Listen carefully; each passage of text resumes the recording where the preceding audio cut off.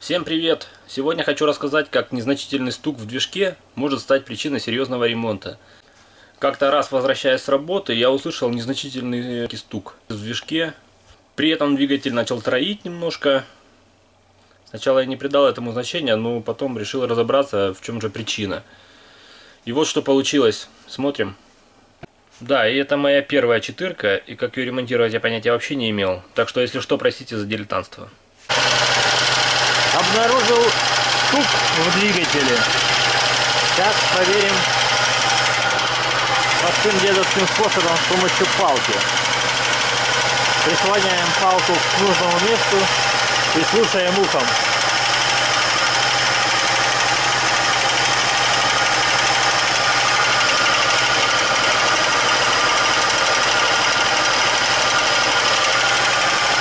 Нет, звук идет из-под крышки клапанов. Значит, будем разбирать ее.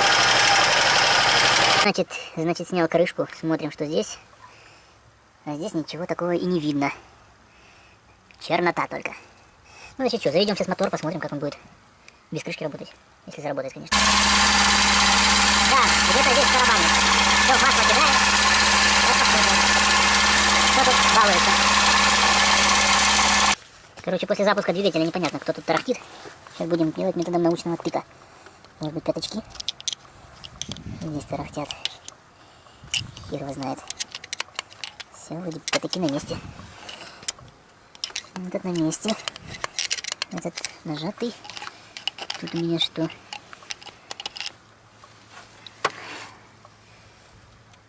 Короче, дело труба. Подождать, пока хороший стук наружу вылезет. Можно.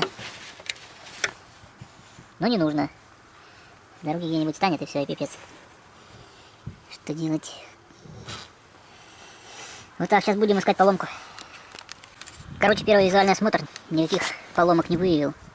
Не хочется мне, конечно, снимать распредвал, но чувствую, придется.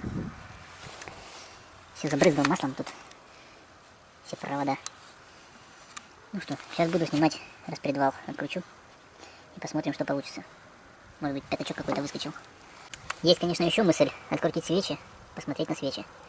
Может быть, что в цилиндре там бьет. Сейчас посмотрим. Короче, свечи были в порядке. Пришлось снимать распредвал. Так, чтобы снять ремень со шкива и не потерять метку, нужно обязательно чем-нибудь красивым пометить его. Напротив метки ставим черточку напротив этого зуба. Так, рисуем пожирнее. О, карандаш сломался. Чтобы мы потом спокойно смогли его даже поставить в это же место. Вот, я думаю, видно будет. Вот и все. И все дела. Значит, снял я распредвал. У меня есть вот такой вот магнитик специальный. Смотрим состояние гидрокомпенсаторов. Так. Этот компенсатор в полном порядке. Визуальных дефектов не обнаружено. Клапан не люфтит. Все тут отлично. Никаких шумов нет. Ну, здесь то же самое, все в порядке.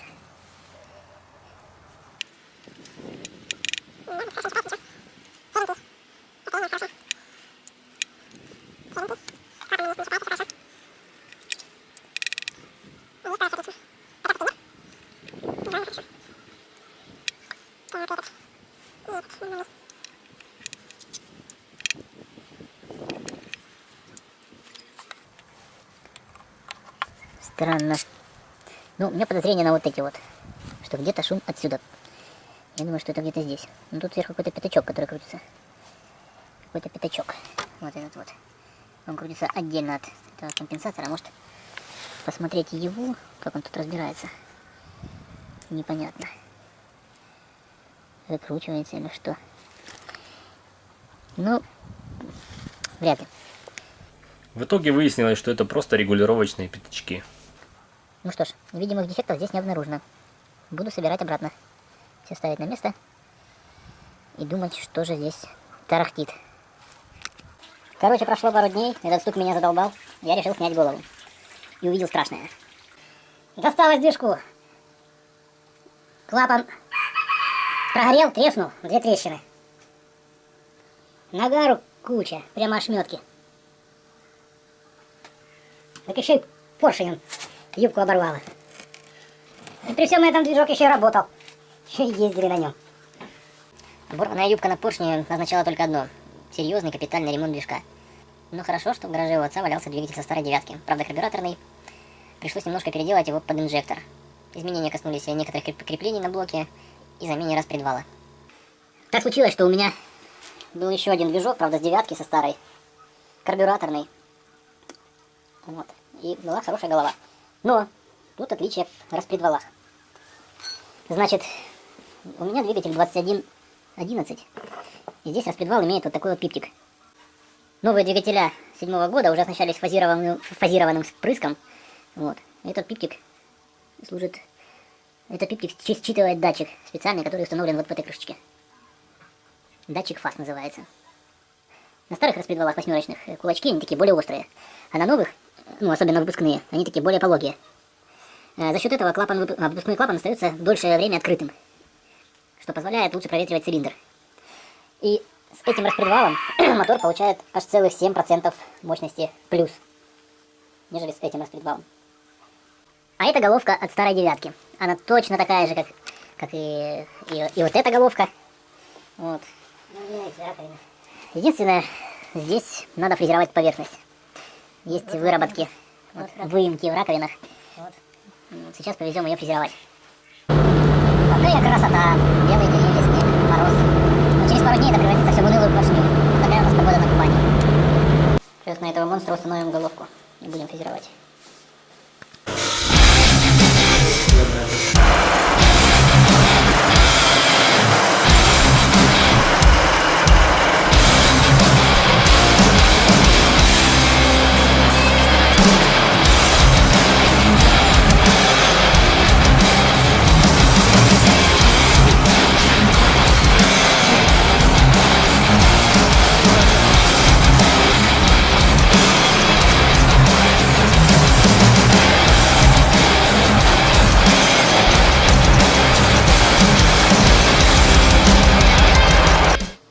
Так, ставим распредвал десяточный на головку от девятки.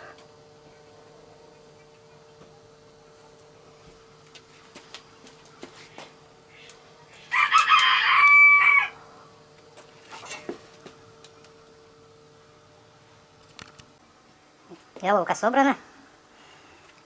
Пришлось заменить 3 шпильки.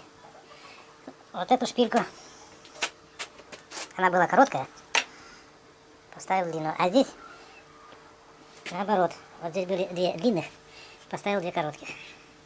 Вот и вся разница. А так, в принципе, головки одинаковые.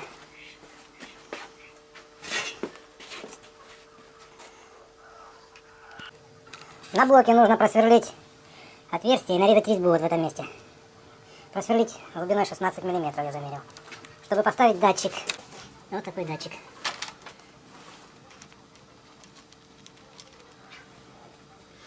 На том блоке нету такого отверстия. Так, просверлил 2 отверстия на левом боку блока.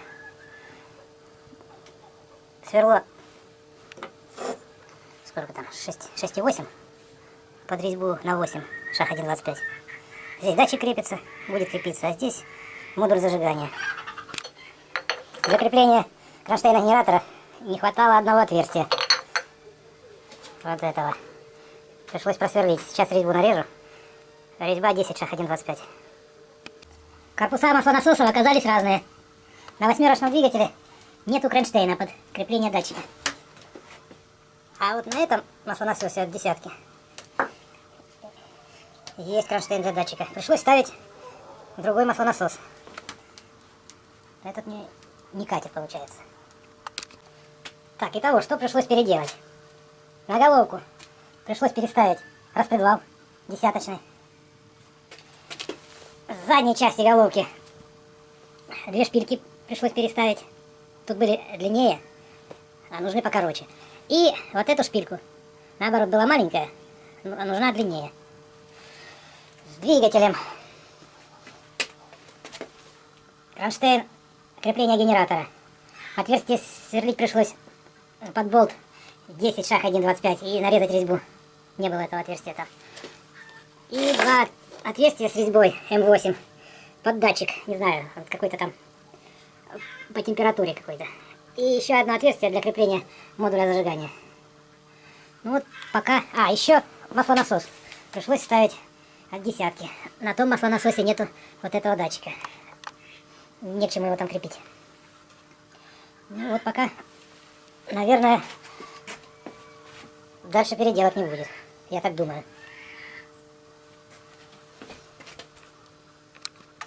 Тут на прокладке поддона какие-то зубцы обнаружились.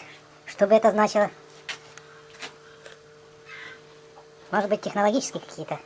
А может быть, обозначает, в ту или в эту сторону прокладка должна лежать. Так, сейчас поразмыслим. Я так думаю, скорее всего, это значение не имеет. Ну для чего-то ж они сделаны.